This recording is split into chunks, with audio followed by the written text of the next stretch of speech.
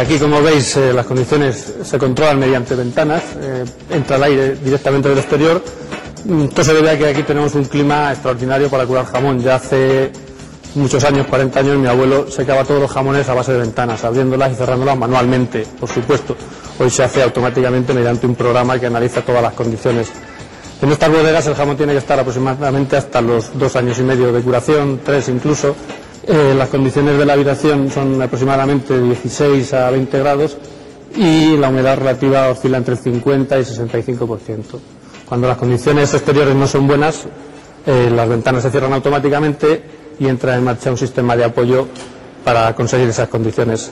Es una de las principales diferencias con otras plantas en que todas las condiciones se mantienen artificialmente al 100%.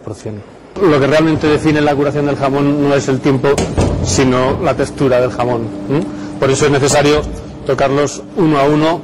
El jamón que no está totalmente terminado, que tiene que volver a bodegas, es necesario aplicarle un poquito de aceite en la superficie para regular la deshidratación, para evitar que se seque demasiado deprisa y que el envejecimiento sea perfecto, digamos.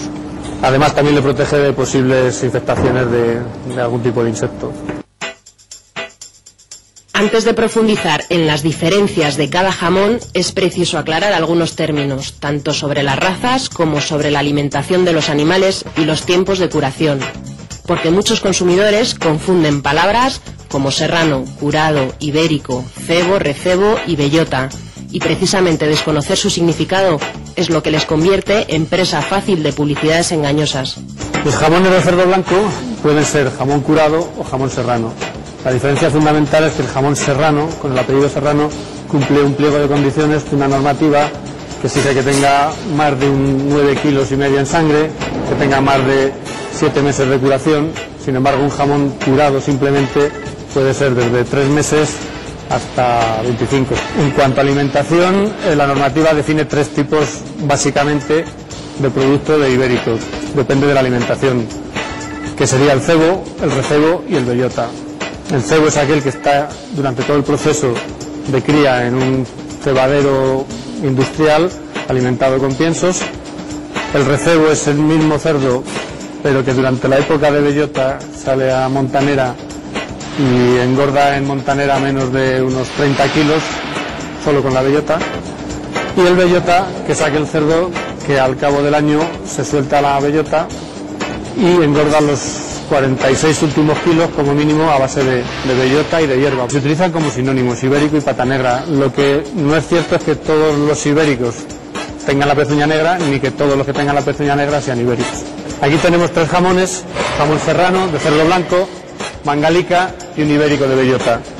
Como veis, en el caso del mangalica y el ibérico, la morfología es larga, es escurrida, la inclinación de la cadera es muy inclinado respecto a la perpendicular.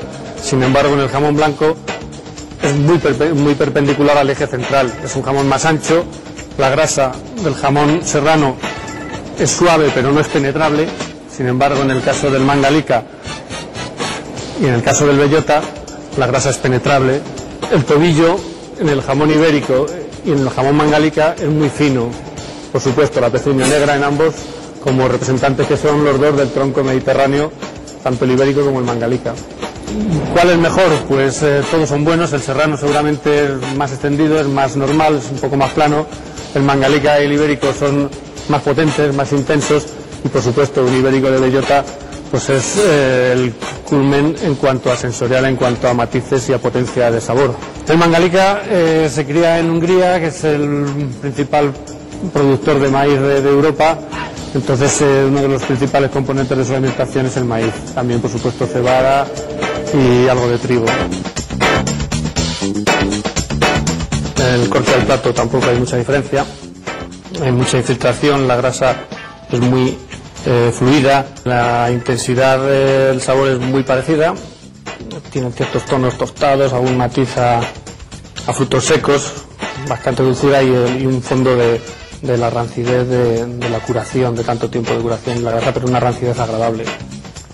Y el jamón de bellota tiene los mismos matices, pero sale el sabor de la bellota al fondo, lógicamente, que el mangalica no lo tiene. Como casi todo, la elección es cuestión de gustos y, claro, también de precio. Este jamón es un jamón ibérico de bellota que tiene un precio aproximadamente 2,5 veces el precio del mangalica. Quien tardó en convencerse de las aptitudes de la raza fue su padre, tercera generación de esta industria cárnica, quien nunca imaginó la expansión de su empresa familiar. Hasta que no le vi ya partido, vi según era la infiltración que tenía, todo eso, ya me empecé a ilusionar, pero de primero fui escéptico. Me parece que el primer cerdo que maté con 12 años, pero con mi padre eso para enseñarme. Verlo lo había visto toda la vida porque, como sabéis, empezaron ya mis abuelos. Se mataban los cerdos y se hacía todo chorizos. Todo el cerdo se hacía para embutido. Ni había secaderos, ni cámaras frigoríficas, ni dinero para dejar los jamones de más tiempo.